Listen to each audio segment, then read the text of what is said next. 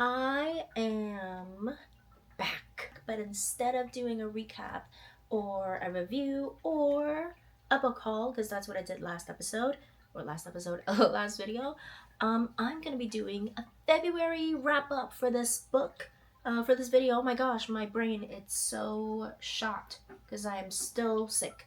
I think for this book, this video. Oh my gosh, this book, this video, this episode, where is my brain? I'm gonna be doing a February wrap up, and how many books did I read this month? 1, 2, 3, 4, 5, 6, 7. No, no, we're not doing this. Anyways, the first book that I read in February was Say You'll Remember Me. I gave this a 4.5 stars. It's about two main characters, the FMC and MMC. After they fail to resist their attraction toward each other, they enter into this long distance relationship while they each face hardships in their lives. Especially the FMC, she gets smacked in the face by the universe. I know, I feel bad for her, don't you? But yeah, she gets smacked by the universe time and time again. She just doesn't get a break. Neither does the MMC, and I really enjoyed this book. 5.5 stars. Second book that I read in February was Tarnished Ember. I'll put it right here.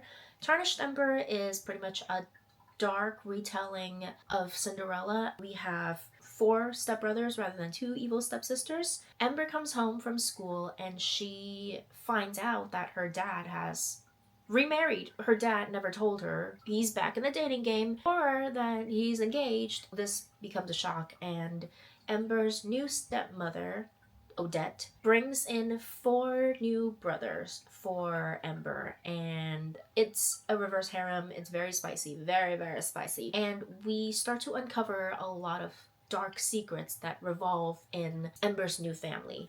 I gave this a 2.75 stars. I was really eating up this book. I was at the edge of my seat throughout the entire book, up until I think we were at maybe 80% of the book, and I'm just like, I was so close to DNFing the book because of what happened. And I'm just like, really? Anyway, let's move on. The third book I read in February was The Lost Apothecary. Now, this was a historical fiction. We follow 3 different female characters. It's a dual timeline. We have present day and then the 18th century. 18th century, we follow Nella, who's an apothecary who secretly sells poison to women who want to exact revenge on their husbands, or men who have done them wrong. Mainly their husbands, though. And we have Eliza. She's a 12-year-old girl who becomes a patron when she comes to acquire sent poison for her mistress so that, her mistress doesn't have to come and get it for her.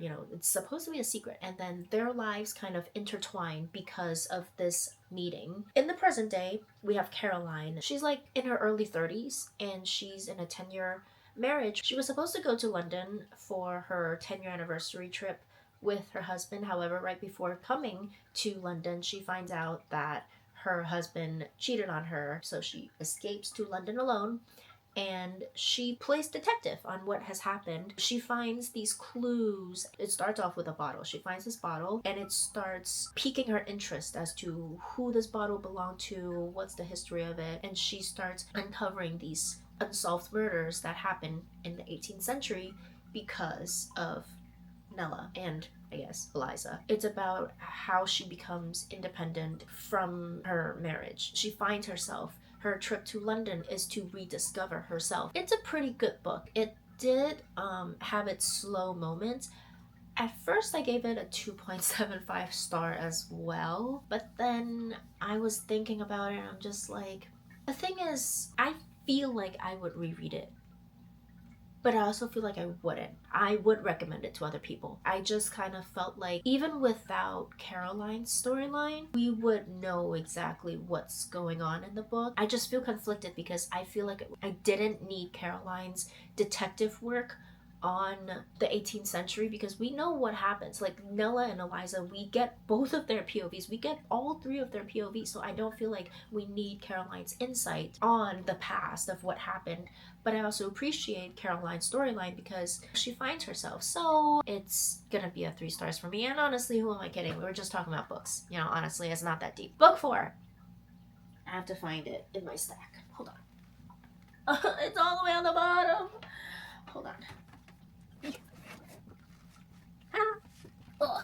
Okay. Book 4 was The Housemaid. I read this book last year, around the same time in February as well.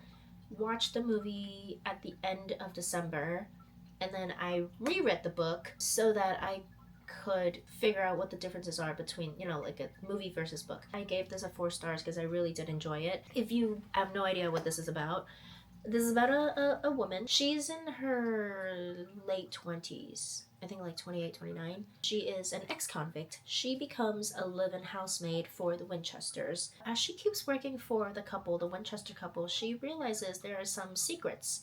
And the longer that she works for them, the more secrets she uncovers. Usually, I am a firm believer that the books are better than the movie adaptation or the TV adaptation for it.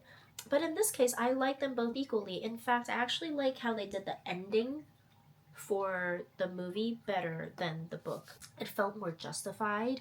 Like the reason why Millie did what she did was justified. Like the crime fit the punishment. In the book, not so much. I did a video talks about the differences between the book and the movie, like the changes that they made. I just have yet to edit it because I have been sick and I did not feel like editing or doing anything. February is a blur for me. And the only reason why I remember that I read all these books and the synopsis of these books was because last night I planned this video. So, anyway, yeah, 4 books. 4 stars! I'm losing my mind. Anyways, let's move on. The 5th book that I read was The Housemaid's Secret. So the sequel to this. I'll put it right here. 4 years after the ending of The Housemaid. Millie, she finds another family to work for. As Millie starts working for the Garricks, she starts suspecting that Wendy, the wife, is getting abused. So she vows to keep Wendy safe from this situation. At the same time, she's trying to keep her past a secret because she has a boyfriend now. She just doesn't want any of her criminal activities from her past to come back up. She's never told her new boyfriend before. I gave this a 3.5 stars. There's just so much happening that I'm just like, okay, all right. I was just waiting for the book to end, but it did get interesting. I do recommend people reading it. I would not reread it though. But yeah, 3.5 stars. There's nothing more that I can really say about it other than the fact that it was good. I would recommend it to people. I would not reread it. The 6th book that I read in February was Just for the Summer. This actually got me out of my slump because it was so good.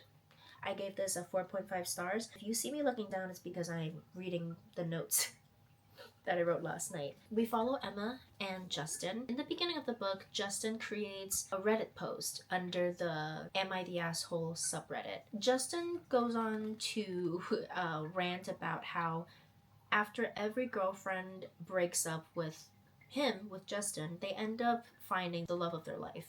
And Justin is just tired of it. His recent ex-girlfriend became one of his best friend's soulmate. He ended up moving out because they were roommates. Justin was so pissed. He went to the animal shelter and found the ugliest, shaggiest dog and named him after his best friend. So that was the Am I the Asshole thread. And then Emma read it. After reading it, she decides to slide into Justin's DM, tells him, hey, this actually happens to me too. The guys I break up with after we break up, they end up finding the love of their lives too. So they form an agreement, a pact, to date each other and then to break up so that they will also go ahead and find their soulmate. They have to have 4 dates, 1 kiss, and a breakup. Clean and simple. However, they did not realize that they were actually gonna form real feelings for each other.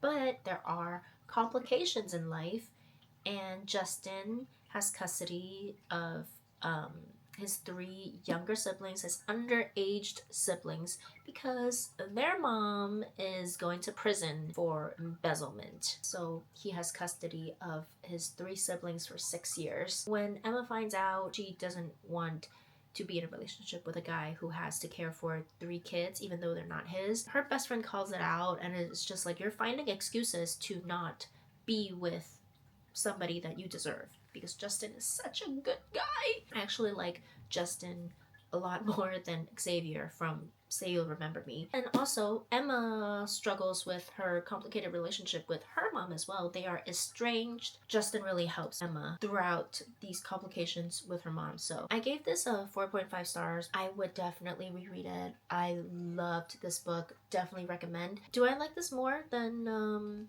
Say You Remember Me? I do, and I gave that book a 4.5 too. So maybe actually this is a 4.75 stars. But yeah, definitely read this. Read this! My last book of my February wrap-up. Heartless Hunter. From the Crimson Moth duology. I love this book. I did not just tear up. Like, tears were falling down my eyeballs. And it's my first book that I annotated. Well, this is tapped, okay? But when I say the first book that I annotated, I mean I was going ham on highlighting. I don't know if you can see the highlight. There you go. You know, highlighting. That wasn't highlighting, that was underlining. My bad. I did highlight quite a lot, and I also I color coded.